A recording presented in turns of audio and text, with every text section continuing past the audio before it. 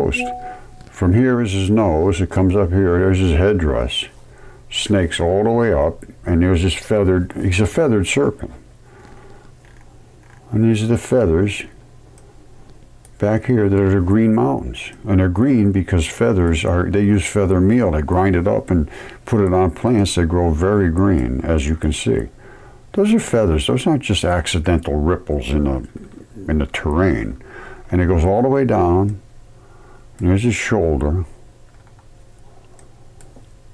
And it comes up around here. There's his head. He's spitting out some nasty, noxious stuff into the Gulf here. And because they all had some nasty stuff. And here's his beards. All right, so there's Quetzalcoatl. We know about him.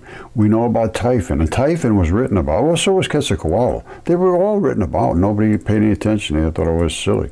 Here's Typhon attacking the fish. The fish was Ares. That's the fish right there. And that's Typhon right there. And these are Typhon's dragon scales. Shown this at least 1,000 times. Probably. I'm serious. I'm not kidding you. And these are his scales. They run all the way down his body, on his outside of his neck. Down here, this is just all kind of runoff of fluids from a dead, decaying body. Inside here, these are the inside of his throat. You see this? Ran all the way down this way. These are his tonsils. I don't know what they are, but they could very well be. There's some kind of gland there. That's not an accident. Or is this one? You see this? You see the detail here? You think that just happened by accident? No, there's biology here, extraordinary biology. And these are all, of course, his dragon-scaled throat coming down. And then we all know how his throat was cut by Zeus with his great and mighty sword, right there. And there's where all the red blood is running out. And the black, they separate because they have a opposite polarity to them. The red just pushes itself away from the black. They won't intermingle. You see it? They won't intermingle. They get right up close to each other, and they just build like a membrane between each other.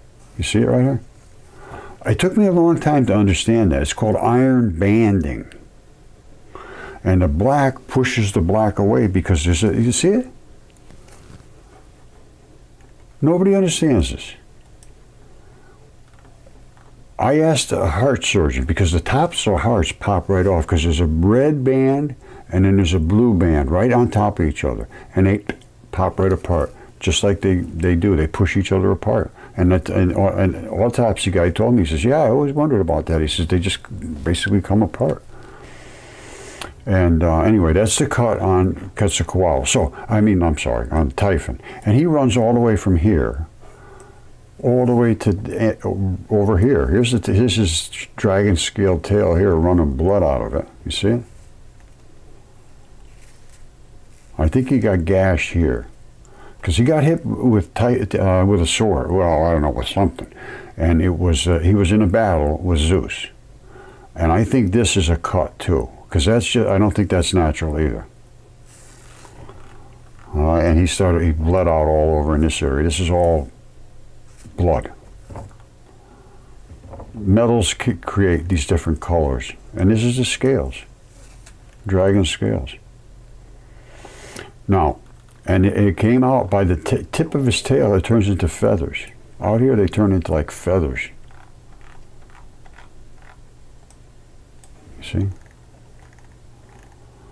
So, getting back to the original question is, how did these creatures live on this earth, or did they?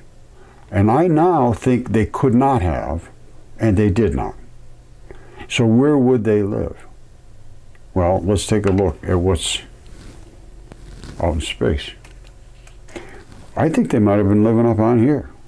And why would I say that? Because this is the moon. This is taken with a cell phone. CMOS is a special type of complementary metal oxide silicate semiconductors, and they pick up frequencies of light, tiny little frequencies of light, which are nothing more than energetic little particles. they were here. And the remnants are everywhere. So it wasn't just one. And I mean, and all the ancient texts, the ones that they describe, Quetzalcoatl, Typhon, I don't know, I've never heard about Scorbzilla, but he's definitely around. And that's the biggest one I found. And the funny thing is, my last name is Spur, and Scorbzilla's rectum is now named Mount Spur. I got the biggest rectum on the planet. Or maybe I am the biggest rectum. That's a lot of people would say that. I don't think they use that word, though. Anyway, it goes on a ramble from here, I think. So I love y'all.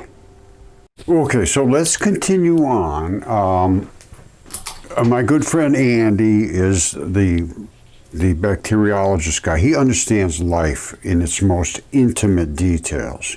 And he knows that the things I have been shown is true. These are giants and they're who knows what. Now, I'm showing things up here that could or could not be real, but I think they are. This guy here was a sculpture. And Ovid wrote that they turned people into sculptures just for lawn furniture, basically. Now, this was an old picture of Mrs. Monterosa El Marie Gigante or whatever. It's a giant holding up a big water dish or whatever he's called. And it got blown up, I believe, in a bombing raid.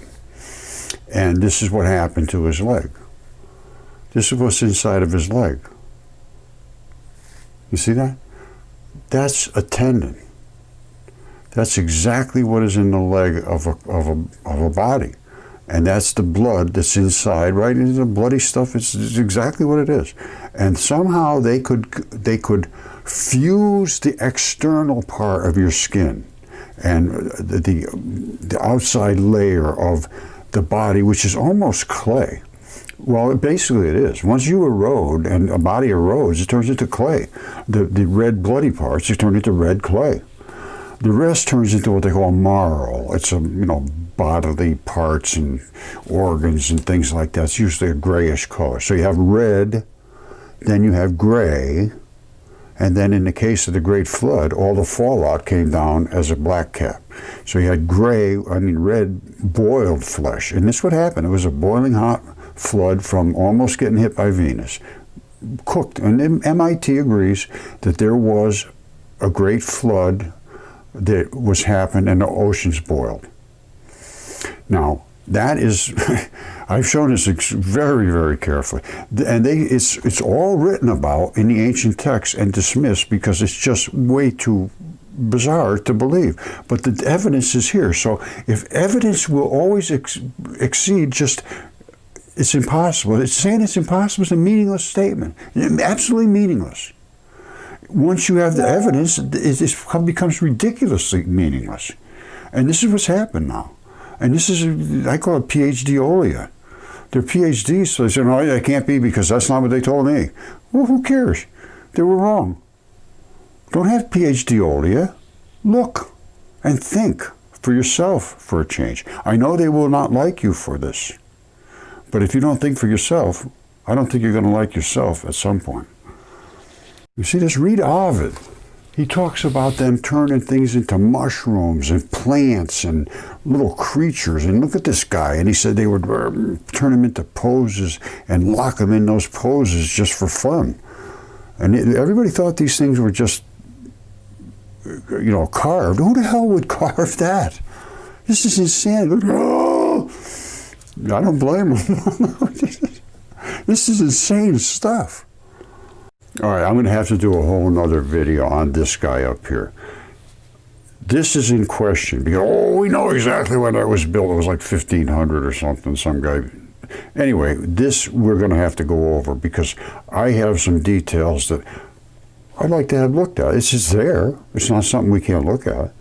But before we do that, don't forget, I'm talking about dragons, gigantic dragons. Look at this. And I mean, they were so big, it's just stunning. There's a guy down here that's got a drone, and this is just a dragon scales, and he thinks, oh yeah, there's just flat irons, that's nothing. And this is just one side of dragon, the other side's over here. This is his last meal, probably. Okay, if you've been around here at all, you know about the dipole electron flood theory. I'm not going to get real deep to it because I've shown it a bazillion times. These are the only two particles that exist. This is from Fermilab. These are the big collider guys, them and CERN, and Lawrence Livermore and a couple other ones. And these are the particles they see. They have no clue where they came from because they are smashing enormous particles together, like big balls of these little bitty parts. And when they slam them together, they just go flying all kinds of stuff. And every now and then they'll see one of these and one of these, and they say, wow, those are the smallest things we've ever seen. And they're because they're light. We started with light. We didn't start with big things like this. So we could see these with CMOS because it didn't damage our CMOS. We could actually see the excitation sitting off in the back here, so there's no observer interference whatsoever.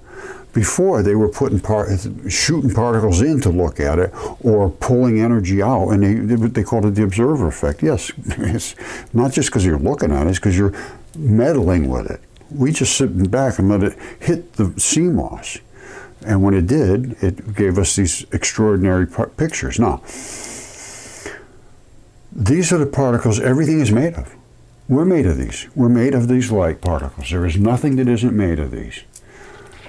All right, and they're in bigger and bigger and bigger and bigger masses, give you bigger and bigger and bigger atoms, and bigger, bigger, bigger molecules. And as they glob together, they attract each other. It's the nature of matter to congeal in space. They will find each other according to the black. The black will attract the white. And I can show this as an experiment in space, that the black will attract the white. What does that mean for the Earth? That means inside the Earth it's black. Think about it for a second. Give yourself a second to think about this. If I am right about this, which I am, the black goes to the center of anything in space.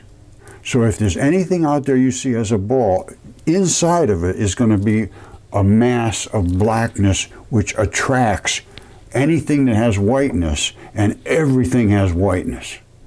But there seems to be an excess of blackness. And that seems, because even the Earth is just the same way. All the white particles, these go right to Earth. These are the electricity. These are electricity, they're static, they're lightning. It's just a mass of whiteness. It has no, well, when I say a mass of whiteness, it's a ball of whiteness which has almost no mass, virtually no mass whatsoever. And it may not have any mass whatsoever, but it has all the energy, and you can see it right here. All that white is energy, and the black just backs out. At the Venturi, it slams here, and the black, which was attached, just stays because it can't get through. It's this big, and the Venturi is this big. So these can squirt down, see it? Right through, and the black will bam, bam, bam, can't get through. So here's the black right here. You see it? Whoop. Hold on, what am I doing here? Oh yeah, this is about probiotics. Come on. Hold on a second. My friends, this is out in outer space. This was in a Russian space capsule out there, where they had a vacuum chamber that they injected charged particles in, and they all mixed up all over the place, these little white ones, which are the charged ones. And the reason they're white is they're shining light into this to see what's going on inside here, to get a reaction, and the white ones that are charged glow because they're already charged up. Well, what's going on here? They freaked out when they saw this. Which, look at this, it says, during the experiment, we contacted the Earth guys who couldn't believe it either. One guy from Max Planck locked himself in his office for 3 weeks trying to figure it out. They just can't figure it out because they don't understand dipole electron flood. This is the dark particles that they all want to collect to those dark particles. This is exactly identical to any object that's in space that continues to get more and more and more black particles. It will continue to grow. Earth is growing. Every planet is growing. As the more particles that hit the Earth, the black ones stay down here. They don't bounce to go anywhere. The white ones might bounce off. You might see them out in space, but the black ones, when they hit the Earth, I don't think they go anywhere. They just keep accumulating. And that's what plants grow from. And that's what, that's gravity pulls them down. All right, they want to be together, the black ones, but the white ones want to surround them. And the black ones just love each other. The white ones hate each other. When they get close, they push, and they glow more and more and more.